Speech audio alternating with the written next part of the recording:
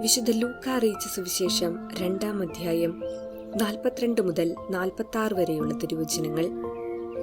അവന് 12 വയസ്സായപ്പോൾ പതിവനുസരിച്ച് അവർ തിരുനാളിന് പോയി. തിരുനാൾ കഴിഞ്ഞ് അവർ മടങ്ങിപ്പോന്നു. എന്നാൽ ബാലനായ യേശു ജെറുസലേമിൽ തങ്ങി. മാതാപിതാക്കന്മാർ അതറിഞ്ഞില്ല. അവൻ യാത്രാസംഘത്തിന്റെ കൂടെ കാണുമെന്ന് വിചാരിച്ച് അവർ ഒരു ദിവസത്തെ വഴി പിന്നിട്ടു. ബന്ധുക്കളുടെയും പരിചയക്കാരുടെയും ഇടയിൽ അന്വേഷിച്ചിട്ട് കാണായികയാൽ യേശുവിനെ തിരക്കി അവർ ജെറുസലേമിലേക്ക് തിരിച്ചുപോയി. 3 ദിവസങ്ങൾക്കു ശേഷം അവർ അവനെ ദേവാലയത്തിൽ കണ്ടെത്തി. അവൻ ഉപാധ്യായന്മാരുടെ ഇടയിലിരുന്ന് അവർ പറയുന്നത് കേൾക്കുകയും അവരോട് ചോദ്യങ്ങൾ ചോദിക്കുകയും ചെയ്യുകയായിരുന്നു. ഓർമ്മിക്കുക, അത്ഭുതങ്ങളും അടയാളങ്ങളും മാത്രം മതിയെന്ന് ചിന്തിക്കുന്ന ഒരു സംസ്കാരത്തിലേക്കാണ് നാം എല്ലാവരും പോകുന്നത്. പരിശുദ്ധ അമ്മയുടെ മധ്യസ്ഥതയിലാണ് ഏറ്റവും കൂടുതൽ അത്ഭുതങ്ങൾ നടക്കുന്നത്. തന്റെ ജീവിതം പൂർണ്ണമായും ദൈവത്തിന് സമർപ്പിച്ചതിന്റെ പേരിൽ ഭൗതിക ജീവിതത്തിൽ അനുഭവിക്കേണ്ടി വന്ന ക്ലേശങ്ങൾ ഇത്രയും ഗൗരവമുള്ളതാണെന്ന് ആ അമ്മ പ്രതീക്ഷിച്ചിട്ടില്ല. തനിക്ക് വിവാഹം ആലോചിച്ചുറപ്പിച്ചപ്പോൾ അവിടെയും തടസ്സം. വിവാഹത്തിന് മുൻപ് തന്നെ ഗർഭിണിയായി. ലോകരുടെ മുൻപിൽ കൊടുംപാപിനി. ഇവിടെയൊന്നും പതറിയില്ല. ഇതെല്ലാം കഴിഞ്ഞ് തന്റെ ഉദരത്തിൽ വളർന്നുകൊണ്ടിരിക്കുന്ന കുഞ്ഞിനെ പ്രസവിപ്പാൻ സമയമായപ്പോൾ അതിന് ഒരിടം തേടിയിട്ട് കിട്ടിയില്ല.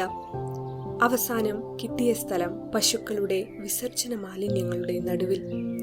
അവിടെയും പരാതിയില്ല. തന്റെ കുഞ്ഞിനെ കൊല്ലുമെന്ന് ഹെറോദോസ് രാജാവിന്റെ ഭീഷണി അറിഞ്ഞ മാത്രയിൽ ആ കുഞ്ഞിനെയും കൊണ്ട് ദീർഘദൂരയാത്ര. വീണ്ടും തിരിച്ച് നാട്ടിലേക്കുള്ള ക്ലേശപൂർണ യാത്ര.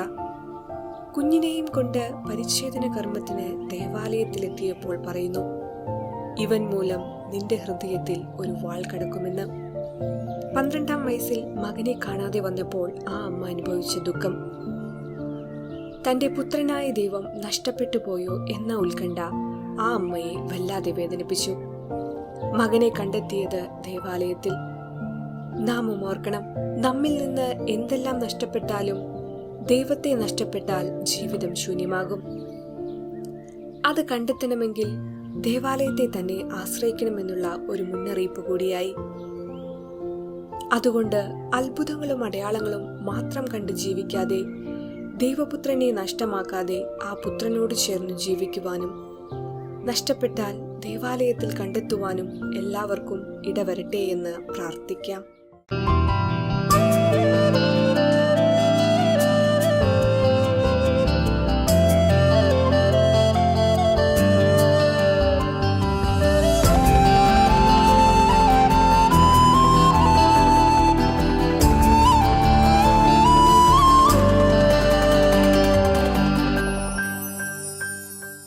പ്രാർത്ഥനയിൻ മാഹാത്മ്യം, വചനത്തിൻ മാധുര്യം. പ്രാർത്ഥനയിൻ മാഹാത്മ്യം, വചനത്തിൻ മാധുര്യം. ഉന്നതന്റെ വാഗ്ദത്തം മാറ്റമില്ലാതൊരു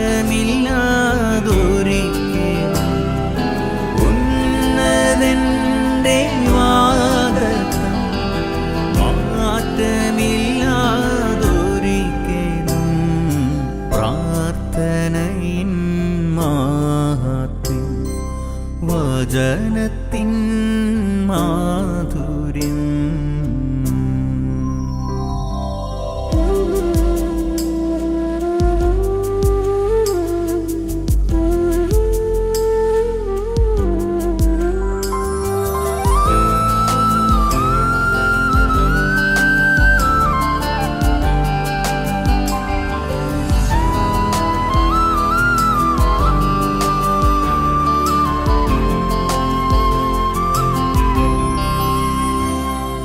കേൾക്കുക നാം തൻ വചനം, കാക്കുക നാം നിധി പോലെ.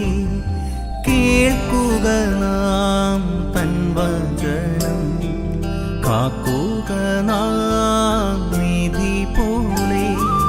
സൂക്ഷിക്ക നാം ജീവിതത്തെ മാറ്റ മാറ്റമില്ലാത്തൻ വചനം സൂക്ഷിക്കണം ജീവിതത്തിൽ. മാറ്റമില്ലാത്തൻ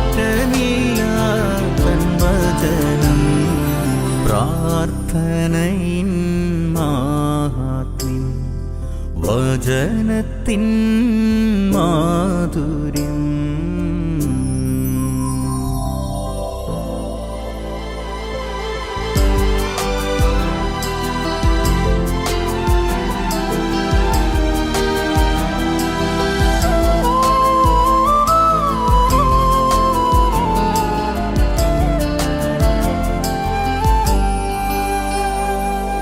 കാലിനൊരു ദീപമായും പാതയ്ക്കു നൽ പ്രകാശമായും.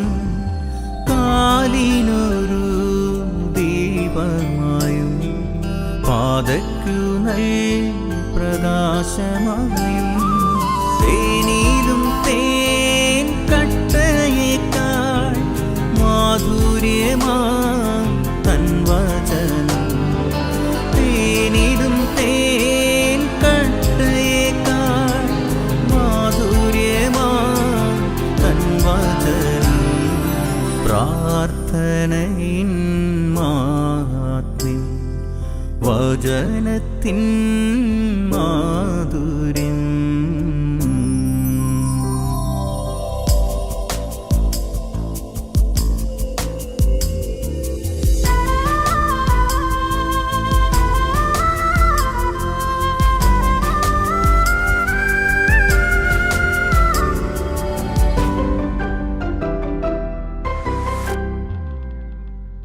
അന്ധകാര വേളകളിൽ ശോഭ നൽകും തൻ വചനം. അന്ധകാര വേളകളിൽ ശോഭ നൽകും തൻ വചനം. തളർച്ചയിൻ വേളകളിൽ ആസ്വദിക്കാം തൻ വചനം. തളർച്ചയിൻ വേളകളിൽ ആസ്വദിക്കാം തൻ വചനം. പ്രാർത്ഥനയിൻ മാഹാത്മ്യം വചനത്തിൻ മാധുര്യം.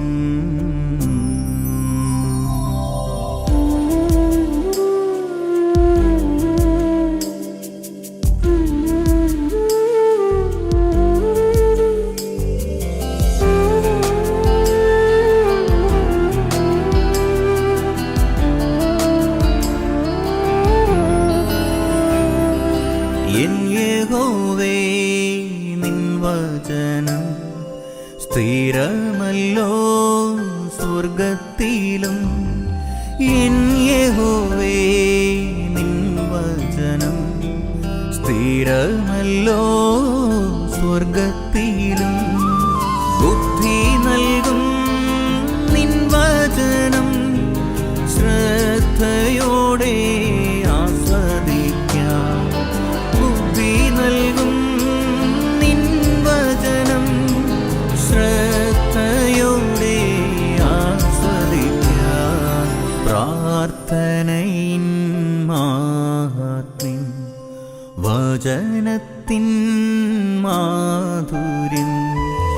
ഉന്നതന്റെ വാഗ്ദത്തം മാറ്റമില്ലാതൊരിക്കലും. ഉന്നതന്റെ വാഗ്ദത്തം മാറ്റമില്ലാതൊരിക്കലും. പ്രാർത്ഥനയിൻ മാഹാത്മ്യം വചനത്തിൻ മാധുര്യം.